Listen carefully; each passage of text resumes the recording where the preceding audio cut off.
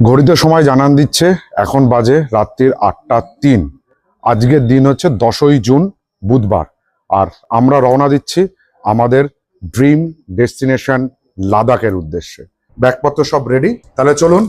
চৈতাকে খালি ব্যাগগুলো এখন প্যাক করা বাকি রয়েছে, করে নিয়েই রওনা দেবো লাদাখের উদ্দেশ্যে। সো হ্যালো জনগণ, কেমন আছেন আপনারা? আমি আপনাদের হোস্ট অর্পণ, আর সাথে ক্যামেরায় আপনাদের দোস্ত বরুণ। ট্রাভেলার্স ডায়েরির আরও একটা স্বপ্ন জয়ের ভ্রমণ কাহিনীতে স্বাগত জানাই।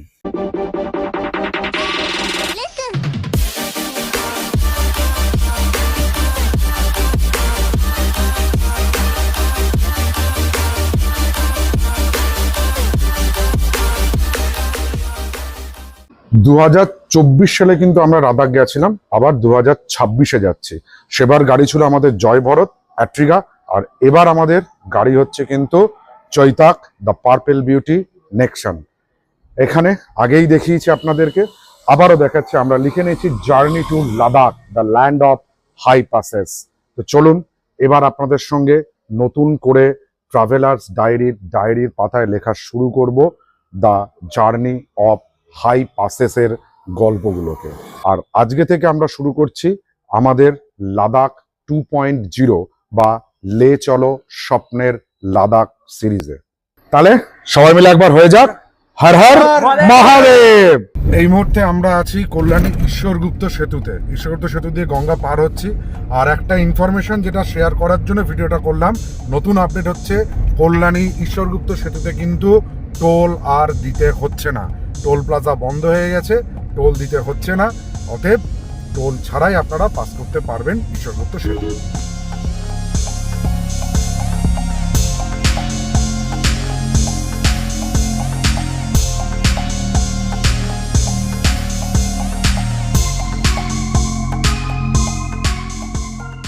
ঘড়িকাটায় রাত্রির 10:30 বাজে।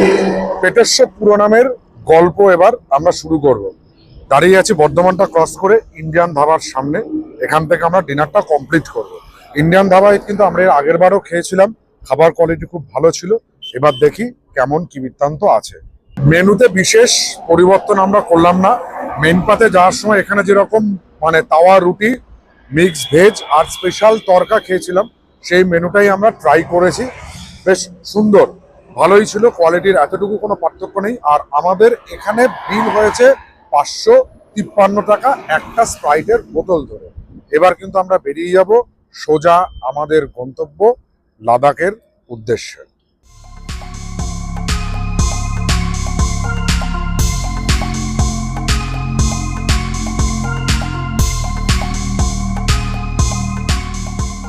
ঘড়িতে সময় 6টা 32, আর আমরা এই মুহূর্তে এসে পৌঁছালাম আমাদের যাত্রাপথের তৃতীয় রাজ্য বিহারের ডহরিয়ানসনে। আর ডহরিয়ানসনের এই সোন নদীটার ব্রিজ যেটা আছে সেটা আমরা এখন কভার করছি। রোডের কন্ডিশন যদি বলা হয়, রোডের কন্ডিশন কিন্তু NH-19 যেরকম ভালো সেরকমই ভালো আছে। তবে ওই বারাহের আগে পিছে যে সমস্ত জায়গাতে ফ্লাইওভারের কাজ চলছে সেই জায়গাগুলো কিন্তু ডাইভারশন রয়েই গেছে। ওই ডাইভারশন দেখে একটু আসতে হবে। তাছাড়া ওভারঅল রোড কন্ডিশন কিন্তু খুবই ভালো। ফুয়েল রিফিলিং স্টেশন প্রচুর পরিমাণে আছে। খাবার দাবারের হোটেল আপনারা কিন্তু সারা রাত্রি খোলা পাবেন। রাস্তার কথাটা যদি আপনাদের বলি, তাহলে আমরা কল্যাণী থেকে বেরিয়ে ঈশ্বরগুপ্ত সেতু পার হয়ে ঘুরাপ দিয়ে NH-19-এ হিট করেছি। ঘুরাপের রাস্তাটা একটু খারাপ, কিন্তু চলে আসা যায়। আর ওই যে বললাম আমরা লাদাখের উদ্দেশ্যে বেরিয়েছি। আমাদের প্রথমে যেটা নাইট স্টে আছে সেটা কিন্তু হচ্ছে আমাদের মানলিটা ক্রস করে কেলংয়ে। কল্যাণী থেকে কেলং এর দূরত্ব হচ্ছে 2304 কিলোমিটার। একটা দিনে আমাদের মানে টানা কন্টিনিউ করা সম্ভবপর নয়। আজকে রাত্রিটা আমাদের ইচ্ছা আছে আমরা আইদার পানিপথ অথবা চণ্ডীগড় কোনো একটা জায়গায় স্টে নেব, নিয়ে আবার আগামী কাল শুরু করব কেলং এর উদ্দেশ্যে। ওয়েদারটা কিন্তু খুব ফ্যান্টাস্টিক ওয়েদার হয়ে গেছে, কারণ বৃষ্টি পড়ছে। আর সকাল সকালে এইরকম ওয়েদার গাড়ি চালাতেও বেশ ভালো লাগে, চড়তে, কারণ সেই গরমের সেই ব্যাপারটা একটু কম পাওয়া যাবে আশা করা যাচ্ছে, যেহেতু বৃষ্টিটা পড়ছে। 2 বছর আগে আমরা যখন লাদাখ গেছিলাম তখন কিন্তু আমরা পূর্বাঞ্চল এক্সপ্রেসওয়ে ধরেছিলাম, ধরে লখনৌ গেছি, সেখান থেকে লখনৌ আগ্রা এক্সপ্রেসওয়ে ধরেছিলাম, তারপর যমুনা হয়ে ইস্টার্ন পেরিফেরাল বাইপাসে গেছিলাম। আর এবার আমরা সেই রুটটা ধরছি না, আমরা যে রুটটা ধরবো সেটা হচ্ছে প্রয়াগরাজ থেকে মিরাট পর্যন্ত গঙ্গা এক্সপ্রেসওয়ে। আর যেহেতু নতুন রাস্তা গঙ্গা এক্সপ্রেসওয়ে, সেই জন্য এই গঙ্গা এক্সপ্রেসওয়ে টোল কি আছে, টোল চালু হয়েছে কিনা, টোল হলে কত টাকা টোল পড়ছে, বাইক অ্যালাউ আছে কিনা, লরি বাস অ্যালাউ তো আছে, নিশ্চয়ই আছে, বা স্পিড লিমিট কত আছে, সেই সমস্ত কিছু কিন্তু আমরা ভিডিওতে যত এগোবো তত আপনাদের সঙ্গে শেয়ার করব। ওয়েদারটা কিন্তু সত্যি ফাটাফাটি হয়ে গেছে, বৃষ্টির ভেতরে ড্রাইভের মজাটাই আলাদা লাগে। বৃষ্টি চলছে, ড্রাইভও চলছে। আর এই মুহূর্তে আমরা যেটা পাস করছি সেটা কিন্তু হচ্ছে বিহারের সাসারাম অঞ্চল। সাসারাম এই কথাটা কিন্তু মানে শুনলে মনে হয় যেন কেমন, কিন্তু খুব ভালো একটা টুরিস্ট স্পট হচ্ছে কিন্তু এই সাসারাম আর কৈমুর, যেটার জন্য আপনারা ভাবুয়া রোডে আসতে পারেন, ভাবুয়া রোড থেকে নেবে কৈমুর ঘুরতে পারেন, সাসারামও ঘুরতে পারেন। প্রকৃতির সঙ্গে একটা আধ্যাত্মিকতার মেলবন্ধন খুঁজে পাবেন। এখানে যেরকম সতীপীঠও আছে, আবার খুব সুন্দর ভালো ভালো ঝর্ণাও আছে, সবকিছু মানে একদম মিলে মিশে একাকার হয়ে রয়েছে। সত্যি খুব খুব ভালো জায়গা। এই দুই জায়গার ভিডিও কিন্তু আমাদের চ্যানেলে আছে, আপনারা চাইলে সেখান থেকে ভিডিওটা দেখে নিতে পারেন। অদ্ভুত সুন্দর লাগবে এই সাসারাম আর কৈমুরকে যদি বর্ষায় আসেন, কথা দিচ্ছি।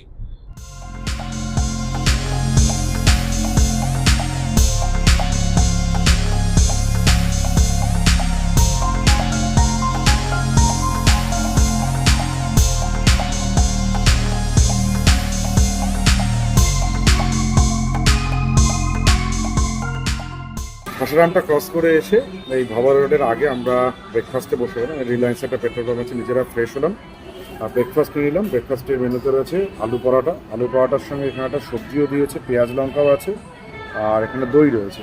দইয়ের সঙ্গে আমরা কিন্তু চিনি আর কালো নুন মানে বিট নুন দিয়ে গেছে। ঠিক আছে, ব্রেকফাস্টটা কমপ্লিট করে আবার বেরিয়ে পড়ি আবারও প্রয়াগরাজের উদ্দেশ্যে। এখন ঘড়ির কাঁটায় জানান দিচ্ছে সকাল 10:30। আর এই মুহূর্ত পর্যন্ত আমরা 680 কিলোমিটারের জার্নি কমপ্লিট করে ফেলেছি। আর আমরা কিন্তু প্রয়াগরাজের থেকে আর মাত্র 90 কিলোমিটার দূরে রয়েছি।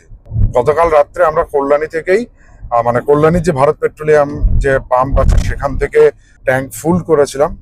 আর এখন উত্তরপ্রদেশের এই ভারত পেট্রোলিয়াম থেকে আমরা আমাদের গাড়িটাকে ফার্দার ফুল ট্যাঙ্ক করে নিলাম। এখানে ডিজেলের লিটার কিন্তু হচ্ছে 95 টাকা 56 পয়সা। আর টোটাল আমাদের এখানে তেলের খরচ পড়লো হচ্ছে 3587 টাকা। আর আমাদের তেল এসছে প্রায় 38 লিটারের কাছাকাছি। আর একটা কথা আপনার সঙ্গে শেয়ার করি, যারা ইভি কার নিয়ে আসেন তারা কিন্তু উত্তরপ্রদেশের এই পেট্রোল পাম্পটাতে একটা 60 কিলোওয়াটের চার্জিং স্টেশন পেয়ে যাবেন। এই মুহূর্তে আমরা যে জায়গাটায় দাঁড়িয়ে আছি সেই জায়গাটার নাম হচ্ছে হান্ডিয়া। এই যে ডান দিকে যে মোটরসাইকেল গুলো চলে যাচ্ছে এটা কিন্তু ঢুকে যাচ্ছে প্রয়াগরাজের দিকে। আর আমরা সোজা যাচ্ছি, সোজাটা হচ্ছে এলাহাবাদ বাইপাস এক্সপ্রেসওয়ে।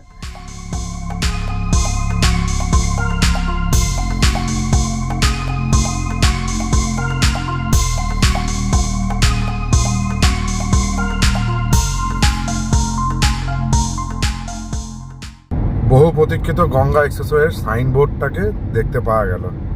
কারণ আমরা এই মুহূর্তে এলাহাবাদ বাইপাস এক্সপ্রেসওয়ের একদম এক্সিট গেটের কাছাকাছি চলে এসেছি। আর খুব ভালোভাবে যদি বলি তাহলে যে হান্ডিয়া টোল প্লাজাটা আপনাদের দেখালাম, সেই টোল প্লাজা থেকে 45 কিলোমিটার আপনাদেরকে ড্রাইভ করে চলে আসতে হবে এই এলাহাবাদ বাইপাস এক্সপ্রেসওয়ে ধরে। তারপর এক্সিট করার পরে আপনাদের কাছে আসবে একেবারে নবনির্মিত, আমাদের কাছে অন্তত বহু আকাঙ্ক্ষিত গঙ্গা এক্সপ্রেসওয়ে। আর 1 কিলোমিটার আছে গঙ্গা এক্সপ্রেসওয়ে। দেখুন এই যে বোর্ডে দেওয়াই রয়েছে আর 1 কিলোমিটার। আর একটা কথা আপনাদেরকে বলে রাখি, সেটা হচ্ছে যে এই যে রাস্তাটা রয়েছে এলাহাবাদ বাইপাস এক্সপ্রেসওয়ে, এই এলাহাবাদ বাইপাস এক্সপ্রেসওয়ে কিন্তু প্রচুর ক্যামেরা রয়েছে, স্পিড লিমিট 80। গঙ্গা এক্সপ্রেসওয়ে কিন্তু আর 500 মিটার। যেটা বলছিলাম যে প্রচুর ক্যামেরা রয়েছে এখানে। আর সবথেকে বড় ব্যাপার হচ্ছে স্পিড লিমিট 80 রয়েছে, 80-র ভেতরেই চালান, না হলে কিন্তু মোটা টাকার ফাইন করতে হবে। এইবার আমরা চলে এসেছি গঙ্গা এক্সপ্রেসওয়ের দ্বার প্রান্তে। এইটা হচ্ছে গঙ্গা এক্সপ্রেসওয়ের এন্ট্রি পয়েন্ট। এই যে লেখা রয়েছে মিরাট উন্নাও, এই দিকটাই হচ্ছে গঙ্গা এক্সপ্রেসওয়ে। আমরা উঠে গেলাম গঙ্গা এক্সপ্রেসওয়ের একদম প্রবেশদ্বারে। আর প্রবেশদ্বারেই কিন্তু রয়েছে টোল প্লাজার গেট। এখানে আপনার একটা এন্ট্রি হবে। হু হু, নতুন এক্সপ্রেসওয়ে, গঙ্গা এক্সপ্রেসওয়ে বা বলা ভালো গঙ্গা গ্রিনফিল্ড এক্সপ্রেসওয়ে। এই এক্সপ্রেসওয়েটা কিন্তু উত্তরপ্রদেশের পূর্ব প্রান্তের সাথে পশ্চিম প্রান্তের মধ্যে সরাসরি সংযোগ রক্ষা করেছে। এই যে জায়গাটা জুদাপুর বলে একটা গ্রাম আছে, যদি ভুল বলি তাহলে আপনারা এটা একটু কারেকশন করে দেবেন। সেই গ্রাম থেকে উত্তরপ্রদেশের মিরাট পর্যন্ত কিন্তু সংযুক্ত হয়েছে। টোটাল 12টা জেলাকে কভার করছে এই এক্সপ্রেসওয়ে। আর এই এক্সপ্রেসওয়ে কিন্তু উদ্বোধন হয়েছে 29শে এপ্রিল 2026-এ আমাদের দেশের যশস্বী প্রধানমন্ত্রী নরেন্দ্র মোদীজির হাত ধরে। আর সেদিন থেকেই কিন্তু খুলে দেওয়া হয়েছে জনগণের জন্য এই এক্সপ্রেসওয়েকে। মিরাট এখান থেকে 617 কিলোমিটার রয়েছে। আর এই হচ্ছে দেখুন বোর্ড, যেখানে লেখা রয়েছে ওয়েলকাম টু গঙ্গা এক্সপ্রেসওয়ে। পেছনে বোর্ড দেখতে পাচ্ছেন গঙ্গা এক্সপ্রেসওয়ে। এই গঙ্গা এক্সপ্রেসওয়ে টান কিন্তু আমরা মিরাট পর্যন্ত বেরিয়ে যাব।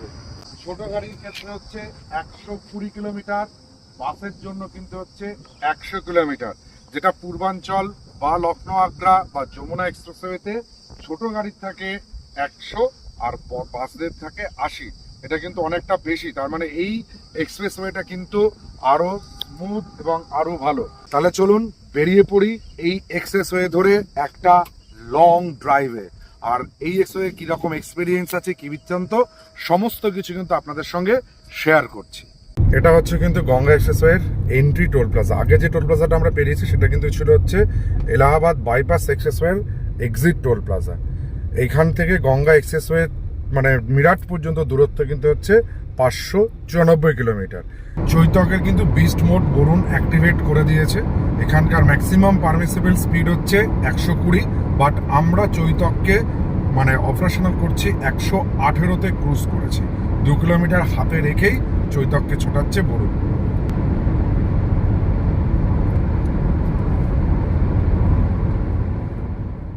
আর একটা কথা আপনাদের সঙ্গে শেয়ার করে রাখি, সেটা হচ্ছে যে এই এক্সপ্রেসওয়েটা তৈরি করতে কিন্তু 36,230 কোটি টাকা ব্যয় করা হয়েছে।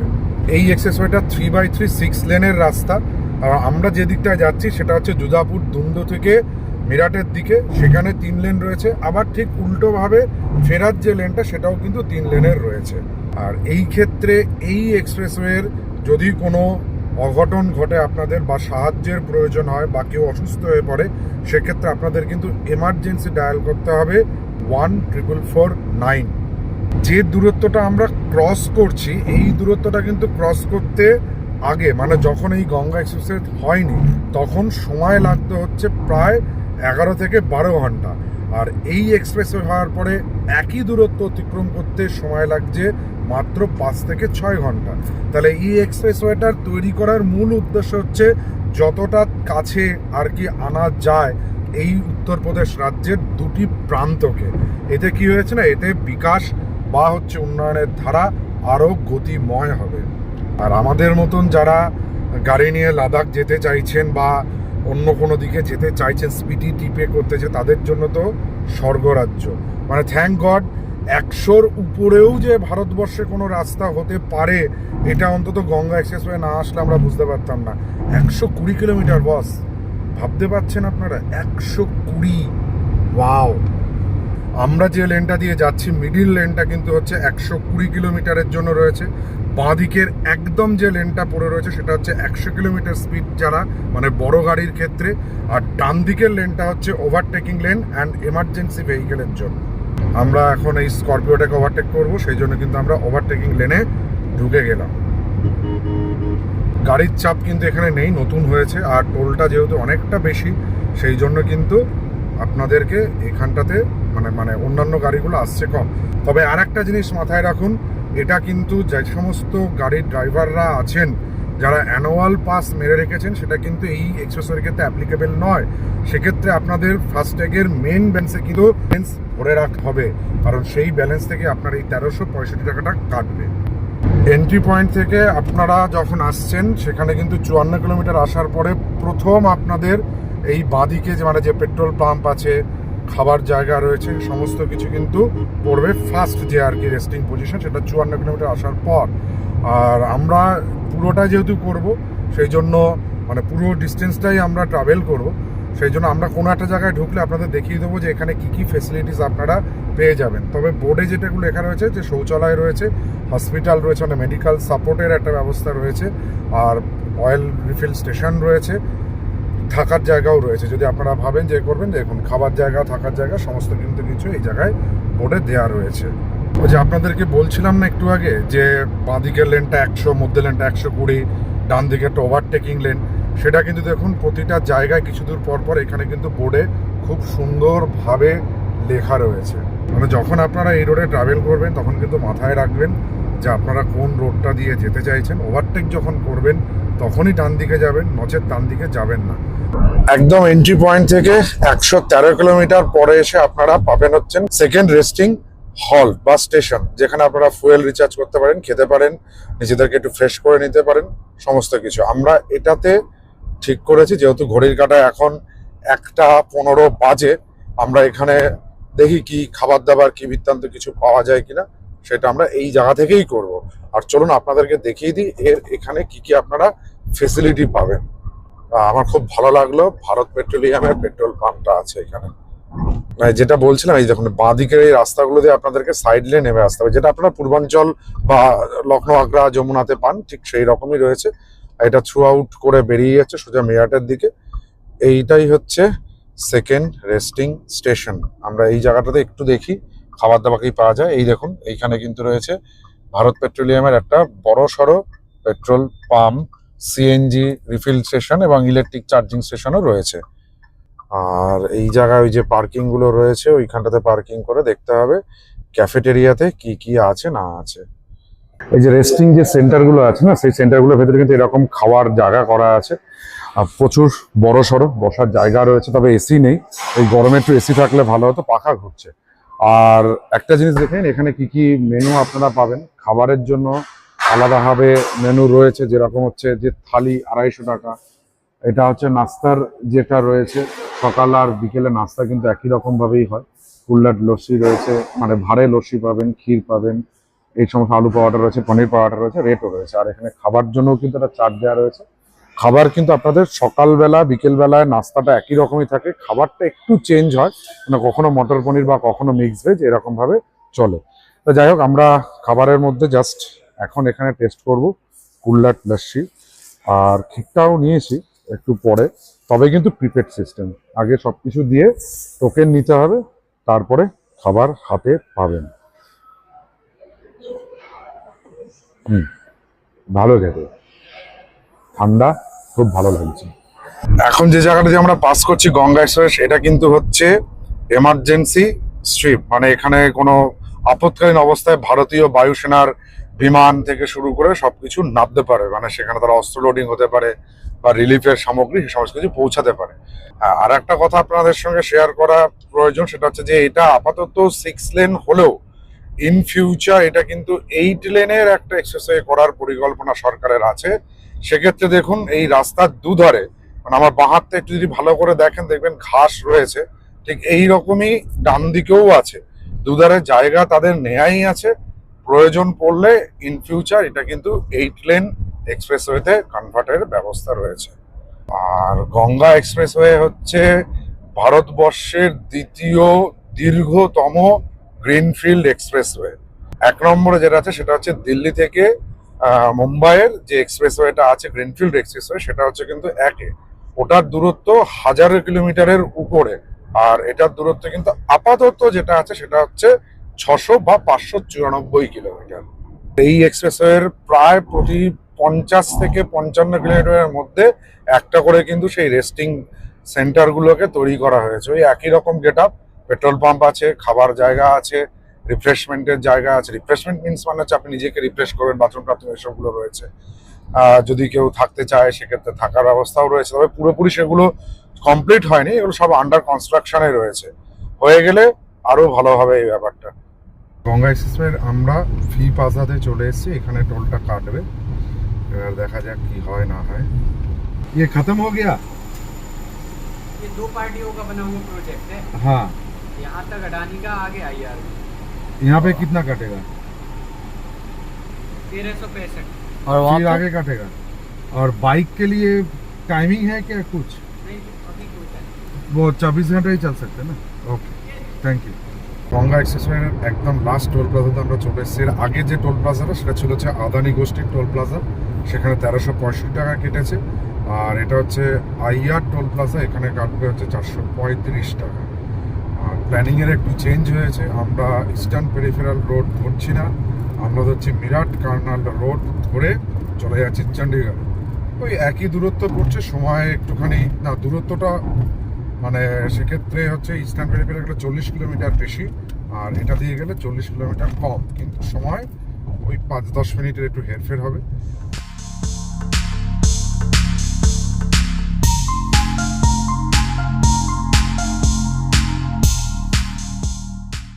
বাইরের আলো দেখে মনে হবে না সন্ধ্যা 6টা 6:30 বাজে, কিন্তু এক্স্যাক্টলি যদি টাইমের কথা বলে দেখানো বাজে সন্ধ্যা 7:15। আর এই মুহূর্তে মিরাট টাউনের ভেতরে মিরাট ক্যান্টনমেন্ট এরিয়া দিয়ে পাস করছি। একটা ভুল ডিসিশন হয়ে গেল, আমরা ভেবেছিলাম যে এখানটা দিয়ে গেলে একটা নতুন রাস্তা, বাট এই রাস্তাটা পারতপক্ষে যদি কোনো সময় আসেন অ্যাভয়েড করবেন। প্রচুর টোটোর গেজি আর ট্রাফিক রুলের কোনো মা বাবা নেই, যে যেরকম পারছে ঢুকছে। এই দেখুন বাইকে 4 জন যাচ্ছে, হেলমেটের বলে কোনো ব্যাপার নেই, যা খুশি চলেই যাচ্ছে এখানে আর কি। মানে অত্যন্ত আমার অভিজ্ঞতা তাই মনে হচ্ছে, মানে এখানে কোনো নিয়ম নেই। ট্রাফিকের মোড়গুলোতে সিগন্যাল লাইট মানে ব্যবস্থা আছে, পোস্ট লাইটগুলো জ্বলে না, খুবই বাজে। এর থেকে মনে হয় ইস্টার্ন পেরিফেরালটা ধরে এশিয়ান হাইওয়ে 1 ধরে চলে যাওয়াটাই বেটার ছিল।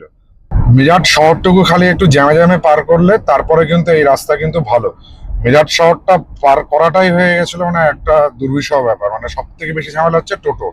আমাদের রানাঘাট বা কল্যাণীতে কি টোটো চলে, তার থেকে বেশি কিন্তু মিরাটে এমন কিছু কম চলে না। তবে এইখানে যখন ড্রাইভ করবেন একটু কশাসলি করবেন, কারণ কাটিং দিয়ে যখন তখন যা তা বেরিয়ে আসছে। মানে স্কুটি হতে পারে, টোটো হতে পারে, মোটরসাইকেল হতে পারে, সমস্ত কিছু মাথায় রেখে চলুন, কোনো অসুবিধা নেই।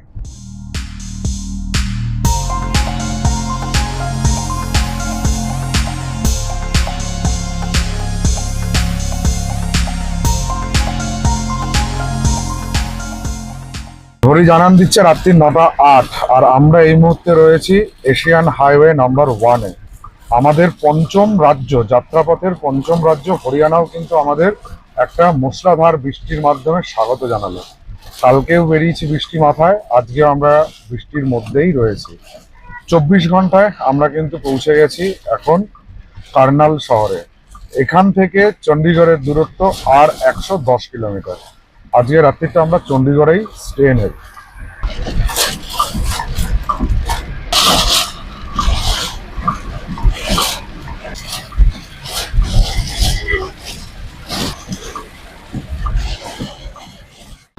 গতকাল মধ্যরাতে প্রচন্ড বৃষ্টির মধ্যে কিন্তু আমরা চণ্ডীগড়ে এসে পৌঁছেছি। আর চণ্ডীগড়ে আমরা 1 নাইট স্টে করেছি। কোথায় স্টে করেছি? এই যে পিছনে রয়েছে ফ্র্যাঙ্কো হোটেল, এখানে কন্ট্যাক্ট নাম্বারটাও দেওয়া রয়েছে, আর রুমের ভিডিও আমি আপনাদের জন্য এখানে দিয়ে দেবো। এটা হচ্ছে আমাদের হোটেলের রুম।